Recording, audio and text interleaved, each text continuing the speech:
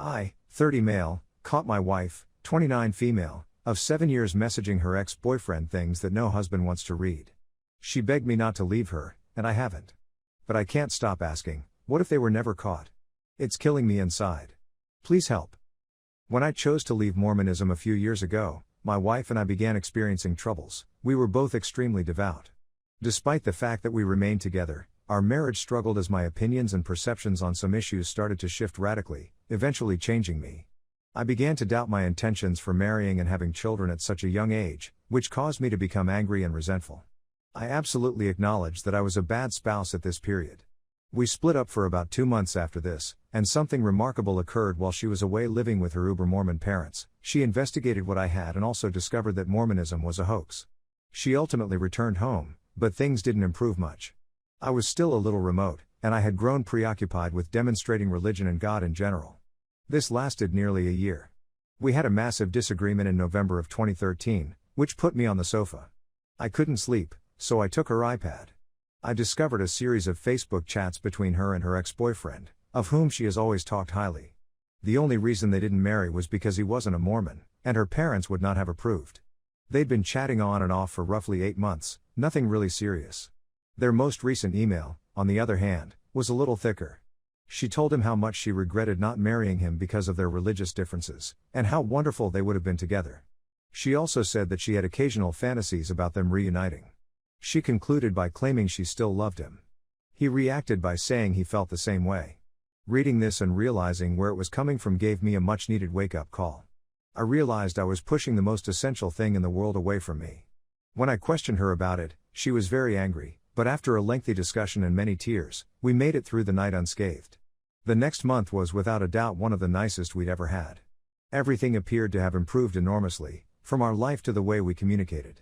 In addition, I requested her to kindly cease talking with her ex, which she appeared to accept. I awoke to the sound of my phone buzzing about a month into our freshly rejuvenated relationship. It was a message from my ex-wife. Boyfriend. She claimed that when she arrived home, she found her husband looking guilty on his phone. She ultimately pulled everything out of him and sent it to me. After pulling it all together, their conversations that day/night looked like this. He writes her on Facebook in the middle of the day to tell her that he has to tell her something important. She answers and informs him that she, too, would want to speak but is unable to do so at the time. We were at a bowling alley with our kids. As a result, they agree to communicate at night. Around 10 p.m., she tells me she can't sleep and wants to watch a program she knows I can't stand, Revenge. I'm going to bed. They begin writing soon after, but she assures him that emailing is safer since I have gone into her Facebook in the past. He begins by informing her that he has never stopped loving her, and that learning about her leaving Mormonism was terrible since it was the one thing that kept them apart. She assures him that she would always love him and wishes things had gone differently. She tells him that the previous few years have been tough for her, but that she has been trying recently, so she is willing to give it one more go. Some back and forth about his terrible marriage occurs. He then gets a bit and asks if she wants to meet up if he ever comes to Salt Lake City. He adds he'd like to buy her a drink now that she has won. She says she can't since I'm already suspicious. She also mentions that the two of them drinking together could get a bit out of hand. He attempts to get additional information from her by asking what sort of insane she is. She thinks he's humorous and expresses how ridiculous she becomes when buzzed. He may have felt dumb, so he apologizes and asks if he is being too flirtatious and making her uncomfortable by discussing mature topics. She claims that he is not being overly flirtatious and that she is not uncomfortable discussing mature topics. She also adds, "Have you forgotten about me that much?" She tells him she has to go to bed, but she still wants to speak to him. She also claims she'll be setting up a new email account and requests him to remove their texts. He inquires as to what they are doing. She replies she doesn't know and will have to wait and see. She admits that she is aware that she misses him. He adds one more question: does she miss his toying with her boobs? This irritates her more than anything else, since he thinks about it often. "Ha, I figured," she says exactly. Yes. Now, delete and good night. The idiot does not delete. When his wife returns home, she pulls it out of him. Texts my wife, accusing her of being a home destroying and informing her that she has passed the text to me. In the midst of reading everything, I hear my wife hurry down the hallway, open the door, and instantly break down and apologize for being so dumb. She is sobbing uncontrollably. I panic out in my own way, claiming she's just unhappy because she got caught. And so on. I tell her we're divorcing and attempt to leave the home. She clings to me and refuses to let me go.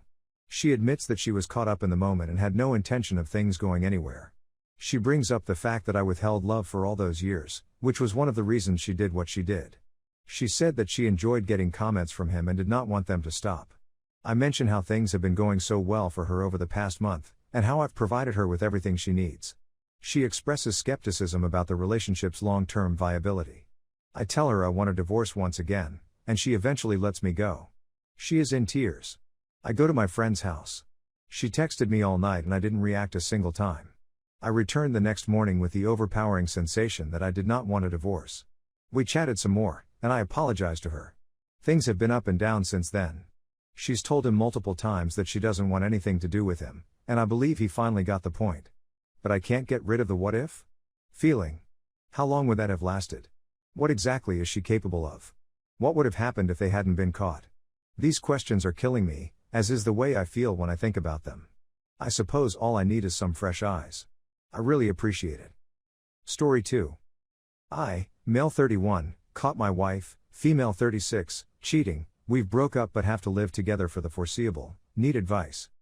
We've been together for 9 years, married for 2.5 years, lived together for 7 years, and own 2 homes, one for her parents and one for ourselves. We don't have a lot of unsecured debt, £45k, C $6.5k, on credit cards since I make £30,000, $40,000 and she makes £60,000, $80,000. We each have our own automobile. There are no children. 2 canines, mine. Unfortunately, owing to just living in the newer of the 2 residences for 18 months, there have been relatively little savings. I discovered my wife cheating on me for the second time in 10 months with the same man last weekend. I swallowed my pride and forgave her the first time, and while we were happy, it took me a long time to begin to trust her again, for many reasons. She didn't stop contact with the guy as planned, and lo and behold, it occurred again 10 months later. I caught her red-handed this time, no denying it, and I have no intention of continuing the marriage. I've been digging into work and keeping myself busy all week, but the weekends have always been our time, so I knew it would strike me most on the weekend. I'm an accountant, and I've always used a spreadsheet to handle our money, which I update on a regular basis. I signed in last night and experimented with several situations, but I'm having trouble seeing the long term at the present. We sat down and spoke about money, and we decided that for the time being, not much can change in terms of expenses, so I devised a plan to pay off the credit cards, one over 3 months that isn't interest-free, and the other over 12 months that is. After the bills are paid, we'll both have much more discretionary money than we've ever had, £900, $1,200 on my side and £1,700, $2,200 on hers. Sorry for the length, but I simply wanted to emphasize that we are financially stable both together and separately, with no dependents. The true problem is that I don't have someplace to go. My parents live in a 1-bedroom apartment, and her parents reside in our old home, and owing to medical issues, I have no intention of A, moving them out or B, bringing my wife in and irritating them.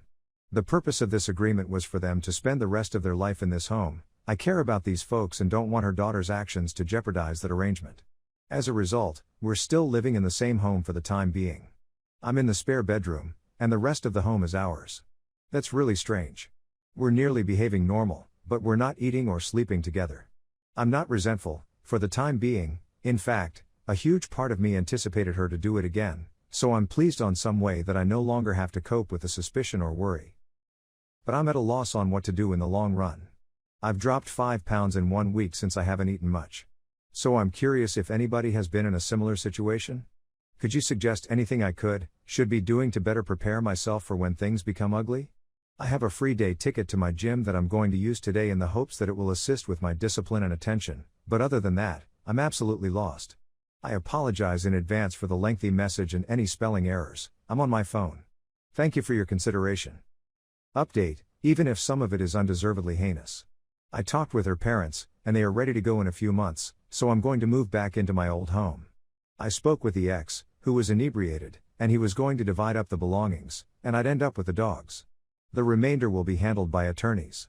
Thank you for reading my article.